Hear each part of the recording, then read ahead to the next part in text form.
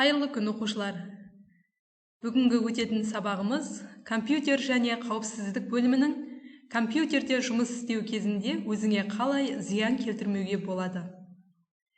Бүгінгі сабақтан үйренетініміз қауіпсіздік ережелерін бұзу салдары, кабинеттегі ережелер мен талаптар, алғашқы жәрдем көрсету тәсілдерін білеміз. Енді ойланайық, компьютер деген не? Компьютердің қауіпсіздігі деген не? Компьютер адам іс-әрекет ететін кез келген салада таптырмас көмекші. Қазіргі таңда адамдар көп уақытын компьютердің алдында өткізеді. Бұған интернетте ақпарат іздеу, әлеуметтік желілерде жұмыс істеу, онлайн режимде сөйлесу, фильм көру, музыка тыңдау жатады. Қалай ойлайсың, компьютердің алдында неге ұзақ отыруға болмайды? Компьютердің алдында ұзақ отыру барысында ең алдымен өзіміздің денсаулығымызға зиян келтіруіміз мүмкін. Қауіпсіздік ережелерін бұзу салдарымен танысып болайық. Компьютер алдында дұрыс отырмау омыртқаның қисаюына әкеледі. Дене бітімінің дұрыс дамуына зиян келтіреді. Ұзақ отыру жүйке жүйесіне кері әсерін тигізеді. Компьютер алдында ұзақ отыру монитормен арақашықтықты сақтамау көздің көру қабілетін нашарлатады. Компьютер электр тоғына жалғанғандықтан сымда ақау болса, тоқ соғу қаупі бар. Енді осы ережелердің бұзылу салдарына тоқталайық. Компьютермен жұмыс істеу ең алдымен көзге күш түсіреді. Компьютермен жұмыс істеген кезде уақыттың қалай өткенін байқамай қаламыз.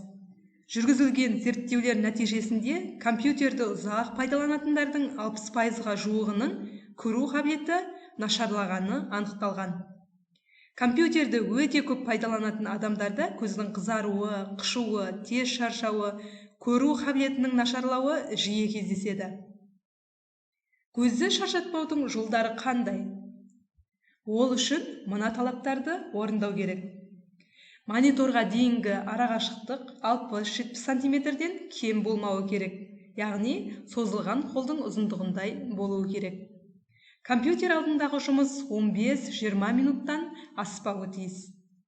Көз, мойын, арқа үшін арнайы белгіленген жаттығуларды жиі-жиі жасап отыру қажет. Экранның дәл ортасына қарау керек.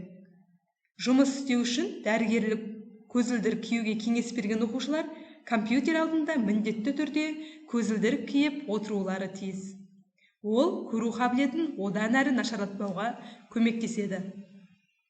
Сонымен қатар, көзге арналған жаттығуды компьютермен жұмыс жасаған кезде әрбір 10-15 минут сайын орындап отыру керек.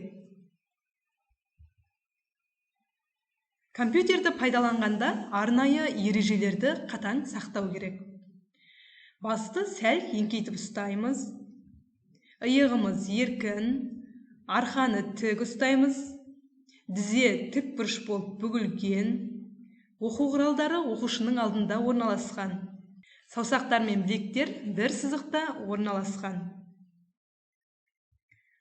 Алғашқы жәрдем көрсету тәсілдері. Электр тоғымен зақымданған адамға алғашқы жәрдем көрсету тәсілдері. Бірінші, компьютерді электр тоғынан ажырату керек. Екінші, қолда бар электр тоғын өткізбейтін құралдарды пайдаланып, зақымданған адамды тоқ көзінен алыстату керек. Үшінші, дәрігерді шақырту керек. Күйіп қалған жағдайда көмек көрсету. Жарақаттанған жерге микробтар түспеу үшін алдын ала целлофанмен орап, суық суда ұстау қажет. Күйген жерді асептикалық таңғышпен орап қою қажет. Сосын дәрігерді шақырту қажет. Есте сақта. Компьютермен жұмыс барысында қауіпсіздік ережесін мұқият сақта. Барлық техникалық құрылғылар тоқ көзіне жалғанғандықтан кабинетте жұмыс жасағанда абай болу керек. Мінекей оқушылар, бүгінгі сабағымызда компьютерде жұмыс істеу кезінде өзіңе қалай зиян келтірмеуге болатындығы туралы айтып өттік. Назарларыңызға рахмет.